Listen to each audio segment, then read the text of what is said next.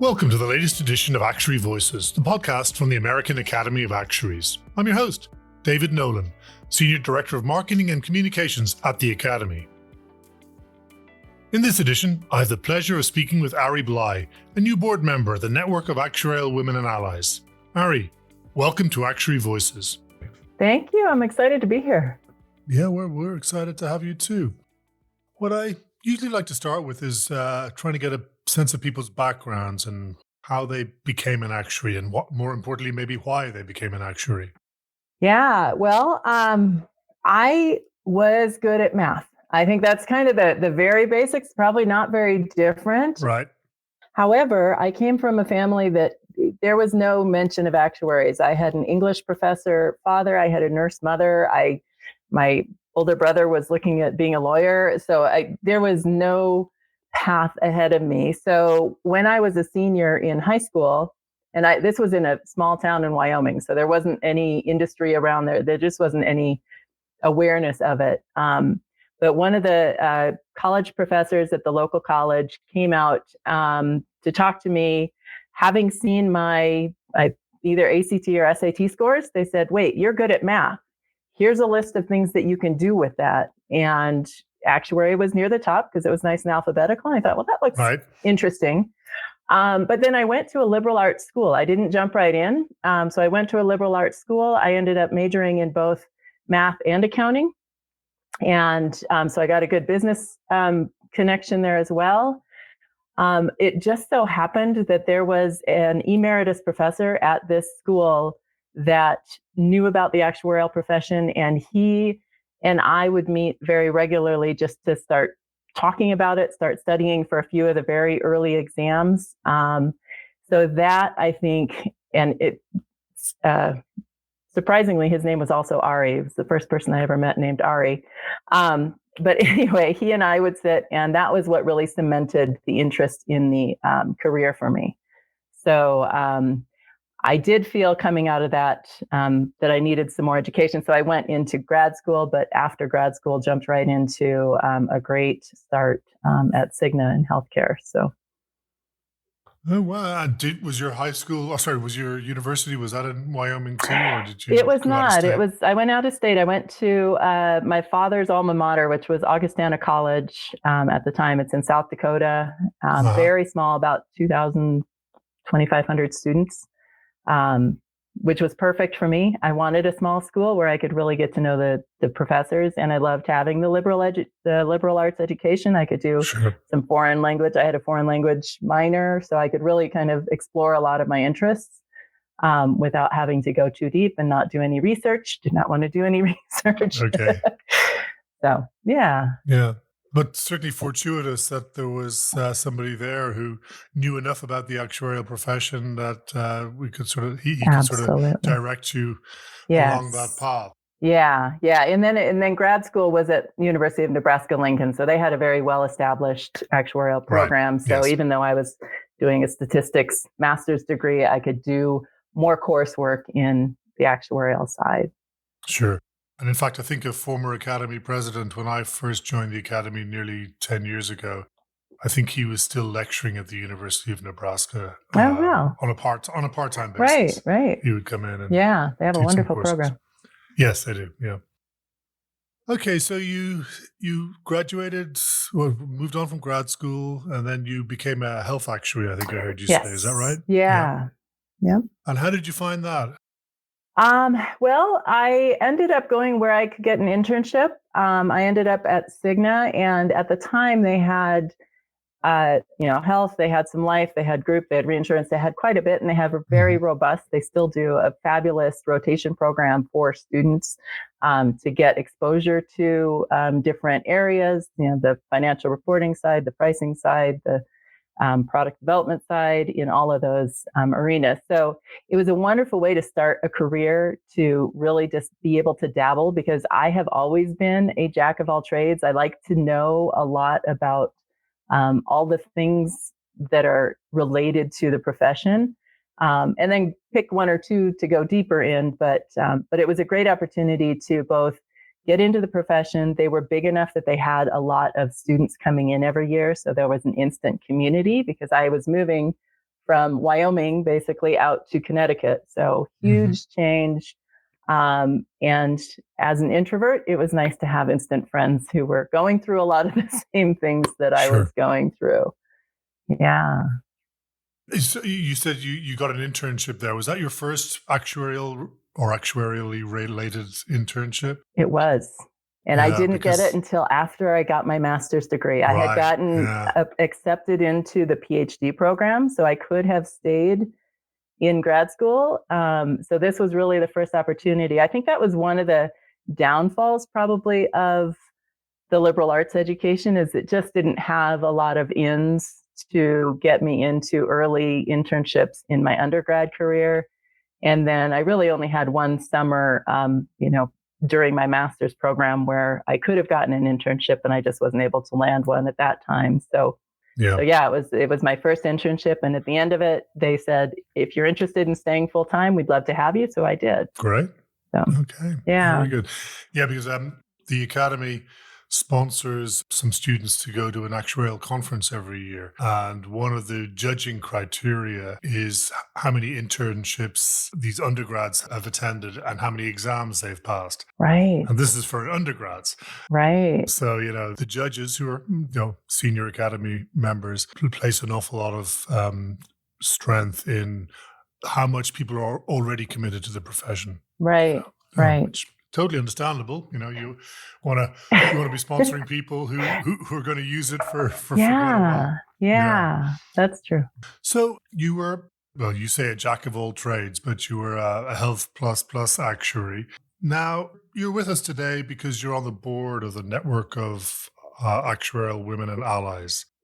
Yes. And I was wondering if you could tell us a little bit about how or why you got involved in that organization. Well, it's a fairly new organization, so they've only been around for a couple of years. So it wasn't something that, I was exposed to during any of my actuarial career, really. So I spent about 25 years being a woman actuary. And luckily, in most of the instances and companies that I was working for, so I worked, at Cigna, I worked at Milliman, I did consulting, I worked at Wakely, and at the time, Wakely was becoming a woman-owned office. So I had the privilege of working with often a lot of wonderfully smart women. I definitely had my own experiences. I spent 2 years working in Brazil, and the culture there obviously is much more patriarchal. So my husband, who's also an actuary, was working. We were working at the same company. We were starting an office down there. And there were so many times there where I probably felt it most, where, he and I would go visit a potential client, and the conversation from the potential client would be directed to my husband. My Portuguese happened to be better. Our actuarial skills were the same. And I would answer, and the question would go back to my husband. So it's like, okay, how do I, it's just a cultural thing, but it was one of the first times where it was much more apparent, of what we might be up against. So anyway, fast forward, 25 years in the actuarial world, absolutely loved it. By the end of my career as an actuary, I was really enjoying the mentorship, coaching younger actuaries, helping people to just find where their strengths lie so that they can create the career for themselves. And that propelled me into what I've been doing for the last 4+ years, which is really focusing on coaching and speaking and working with teams and running workshops. So as an independent entrepreneur now, I don't do any actual direct actuarial work, but I support the industry and the individuals in it. So in that arena, that's when I started seeing NAWA pop up on LinkedIn, and this new organization that was focused on actuarial women. And when I first saw them a couple of years ago, I was like, I need to learn about them. And I was able to early on partner on some speaking opportunities and do some writing for some of their newsletters. And a couple of years after that, so I was just tangentially involved with it because it worked really well with both my background and what I was doing in my career now. I was able to join the board this year and really jump in to help. My focus is going to be focusing on the learning and development side. So really building out what resources and tools and efforts we can do to give everyone in the profession what they need and how they need it so that they can make it the best career for them. Sure. And have you got any specific plans that you're able to share? Well, we definitely have quite a few plans. I think I mentioned before we started recording, we were just a couple days ago all together as the board and talking a lot about the strategic direction that we're taking this. So learning and development is really only one of the pillars of the organization. So within that, we are reviving and hopefully making a little bit more robust mentorship program, because I think one-on-one opportunities to talk about and learn from others who've been there and done that is a huge benefit. We're looking at building out some just resources to have on hand, and we're hoping to partner with, or at least not be too redundant in what we're creating, but layer on top of a lot of the amazing options for learning that's already out there. I think that Society of Actuaries, Casualty, everybody has so many great programs. They're starting to build different online courses. There's a lot of places to get some of the basics. So we're looking at really layering on a little bit more for women, for allies, to help address just some of the specifics that might come when you're digging into the other information. But yeah, there's a lot to be done. And since this year is a really big push for the learning and development, we're really trying to figure out where to go from there. So we're going to lean on our volunteers a lot to help define where that goes and what's most needed. Great. Okay. And would you like to say a few words about what NAWA's ultimate goals are? Absolutely. Yeah, that'd be great. Yeah. I mean, the basic mission of NAWA is to connect and to empower women to have more successful actuarial careers. It's not zeroed in on any one level. So we definitely have connections starting at the university level, where we want to make women aware of the profession. It just so happened, just like I mentioned earlier, someone noticed that I was good at math, and therefore they put this in front of me. I don't know that I would have stumbled on it had that not happened. So, we want to be giving women the information they need. How do you learn more about it? How do you start down the path and explore it a little bit? And then once you get into the profession, as you're going through your exams, how do you build your skills? And all the way up through, how do you break into some of the higher levels of leadership and making it a more authentic role for yourself without having to conform to anyone's path. Even, a woman that you may be following as a mentor, you can still make your career your own. And what does that look like? How can you create that? So we really do focus on all of the levels. Great. Okay. So so you're aiming to help recruit women to the profession, as well as, when women are in the profession, mentor, nurture, assist them in being their own best selves. Absolutely. Yeah. Right. And we're working a lot. So I mentioned the learning and development pillar. We have obviously a focus on partnerships. So we want to work with the organizations. We want to work with companies just to give them the tools and to help equip them to even do things internally, right? We know that we're not the only person that is or should be making this a priority. So we just want to make sure that everybody's involved.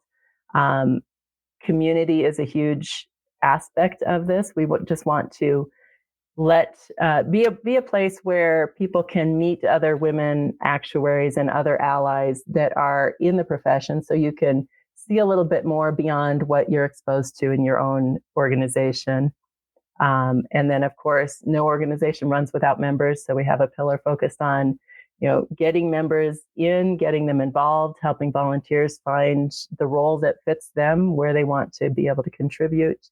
And then as actuaries, of course, we need to know that we're successful at what we're doing here. We need to be able to measure the impact that we're having. So we've got another pillar that's really focused on, how are we doing? And let's make sure that we're continuing to make that impact. Now, if I'm right, I think about 30, maybe 32% of actuaries are women at the moment. It's in that ballpark. Yes. Do you have a sense of where you'd like that to be in 10 or 15 years? Well, obviously, I think just statistically, it should be much closer to, 50-50. If you look at the population, there's no inherent difference in the capabilities between men and women, when it comes to being an actuary. So we definitely want to get it closer to 50-50. I don't know that we have a specific number, but I think just the more that we can support it, the more that number will be nudged up that way. And yes, and given some statistics I've seen recently that women are now outnumbering men in many student areas, I think there's certainly a lot of room for growth. Absolutely. And I can assure you the Academy is fully supportive of your project. And I'm happy to share what resources that might be useful for you and provide or offer spaces for you to meet and get together. Absolutely. Either at our meetings or more generally at our office here in DC. Yeah, we look forward to that. Thank you for listening to Actuary Voices, a podcast from the American Academy of Actuaries. Please rate and subscribe to this podcast on your preferred podcast listening platform. We're on the web at actuary.org, where you will find a host of information about our work and how you can become an Academy volunteer. You can also find out more about the network of actuarial women and allies at NAWAactuaries.org. That's NAWA actuaries.org. And now, back to my conversation with Aree Bly. Going back to your career, you said you'd recently moved away from being an actuary and now you're a coach. Was there something specifically that led you to make that decision, or was it a natural evolution of your career?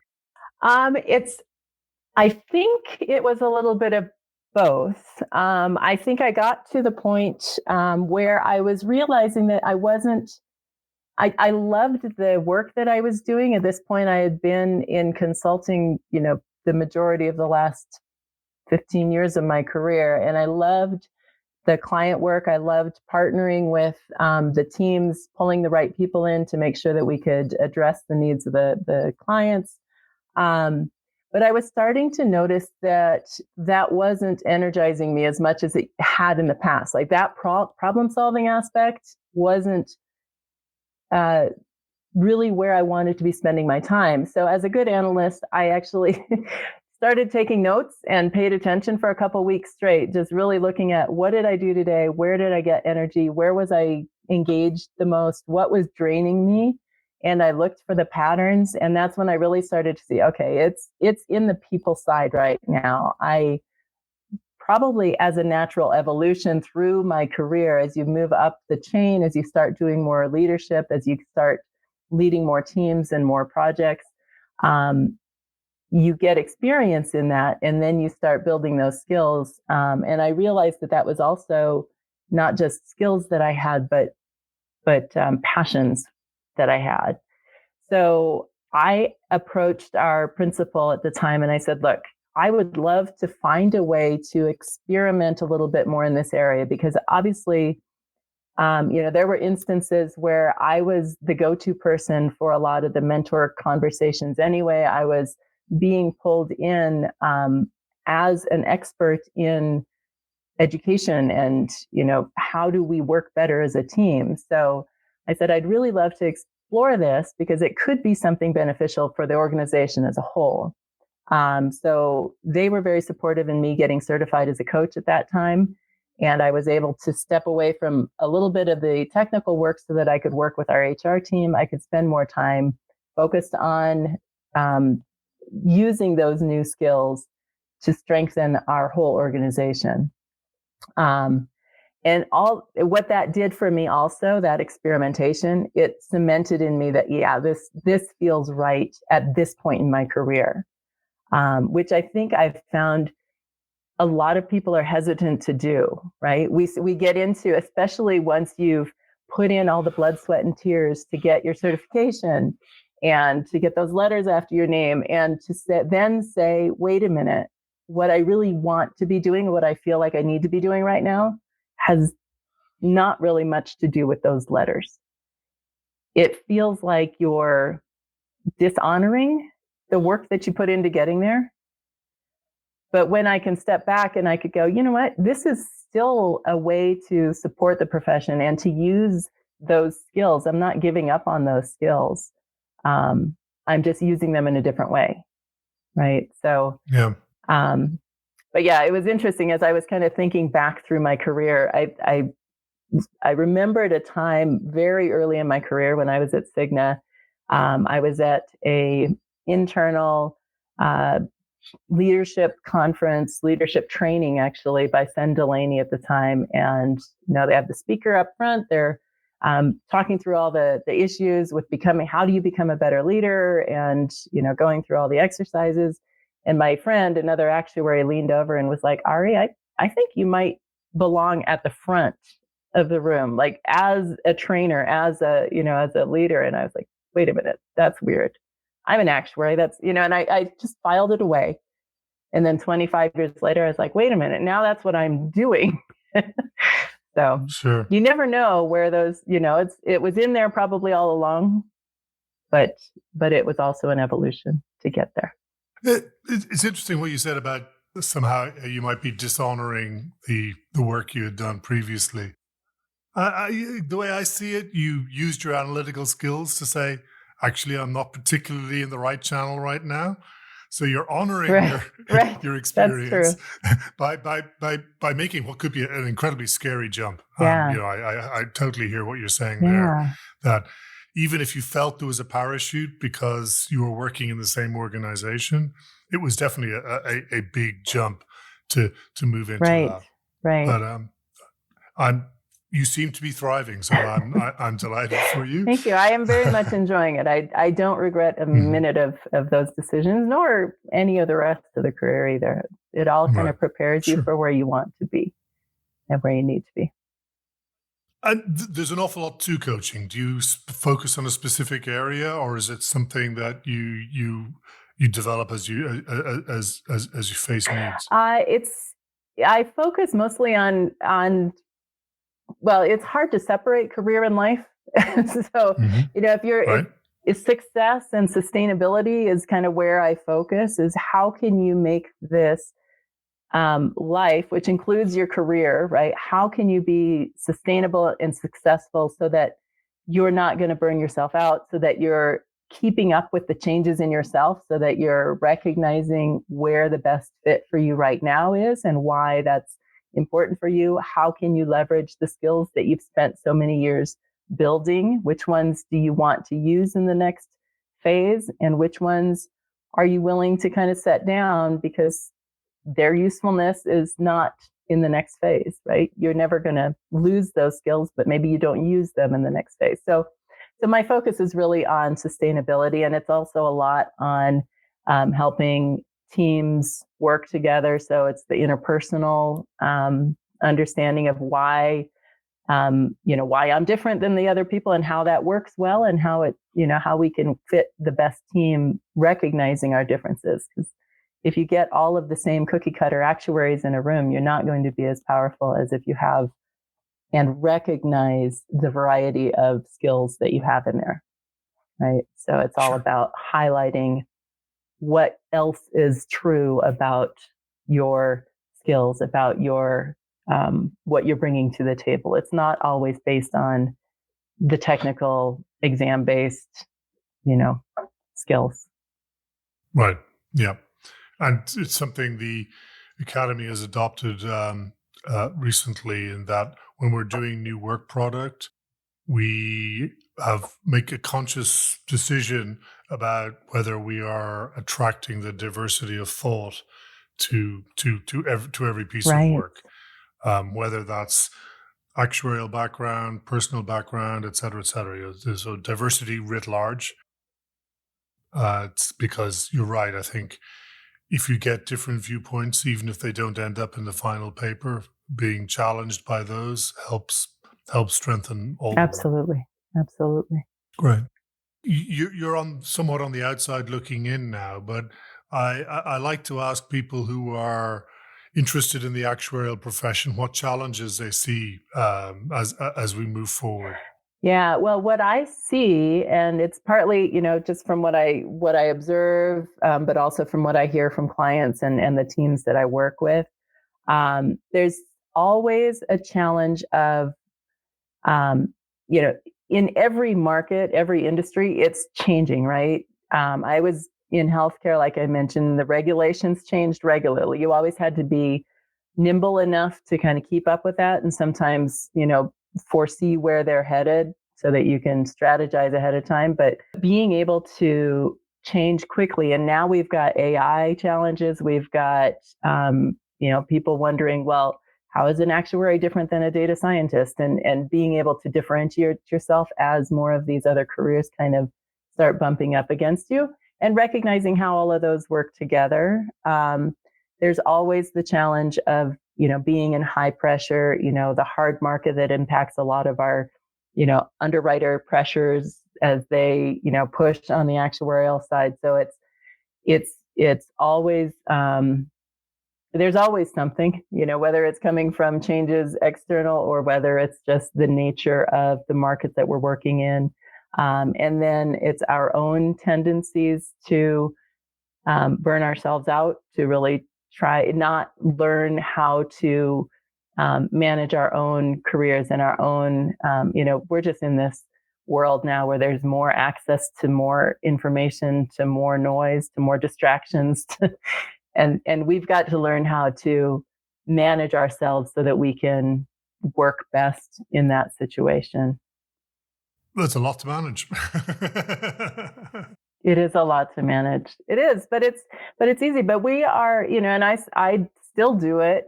I want to learn more. I want to be a part of everything. I see something interesting, and we're innate learners, right? So we want to jump in, but then all of a sudden we can find that we've spread ourselves too thin, or we've not been paying attention to our own, energy, and we're like, wow, why am I just exhausted and I can't think well and I can't function well and and I'm not able to make the decisions I need to. But yeah, it's being able to kind of be more intentional about where we show up and why we want to jump into new areas and why we want to grow in certain directions without feeling like we have to grow in every direction, like we have to be a part of everything.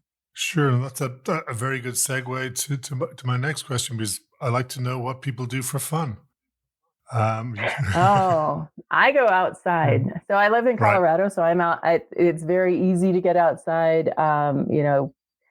People always think in the winter we're skiing, but honestly, we were outside playing tennis just a few days ago because it was such beautiful weather. So if I can be outside and if I can be traveling, that's the other thing I love to do for fun. So I have always been a big traveler, and now we love to take our family. I've got 3 girls that are all teenagers right now, so they're a great age for traveling and exploring. I was able to go hike Kilimanjaro with a couple of good friends last year.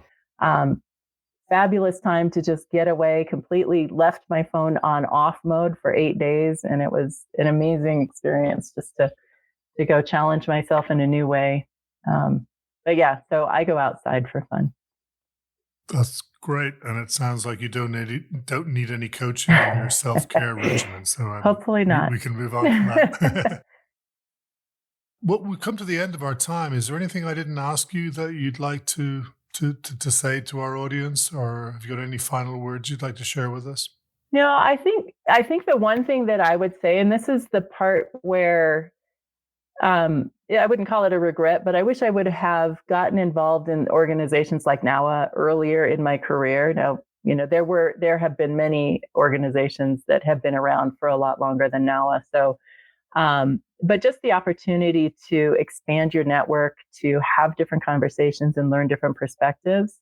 It can feel like a lot when you're in, like we were just talking, you're in your little bubble. You've got so much to do. You've got all these pressures. You're trying to keep up on all the new information to add one thing to it. But I would encourage people just to kind of keep that as an option of a way to, if not, give yourself an outlet and have some more fun to meet other people, but also just to get different perspectives and be able to start giving back at any point in your career.